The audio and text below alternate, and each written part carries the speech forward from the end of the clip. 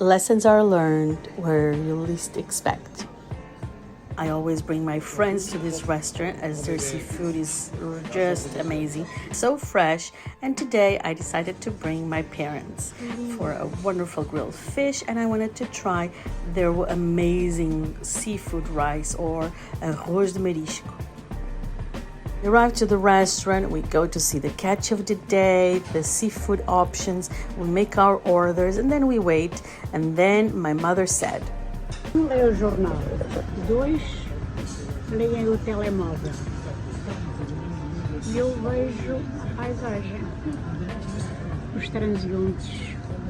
and with this sentence, I'm heartbroken. Meanwhile, our server is preparing the lobster for our seafood rice and is going to debone our soulfish, and it's going to do it beautifully. But going back to what is really breaking my heart, my mother is saying to us that we will not pay attention to each other. My father is reading the newspaper, we are on our phones, and we're just losing the opportunity just to speak, to share ideas, and to look at each other and to be present in the moment. Few days ago, the iconic Philip Sykes from the British School of Elegance just made the amazing proposal of people taking the challenge of hiding the phones when we meet with other people. And this could not be the better time to have this discussion.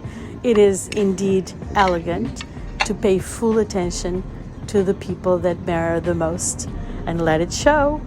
Me, I do have the challenge because I need to film so I can share these moments with you. I want to have these wonderful memories like postcards in my journal. And I'm going to say yes to the challenge because it's really cool, elegant, sophisticated, and it is the future. We have to be present in what we have in front of us. Tinha cozida e fazemos uns legumezinhos à parte. Certo. Bom apetite. The rest of the day was listening to each other, telling stories, tasting food, laughing, drinking and cheering. And then we saw the beach and the sunset.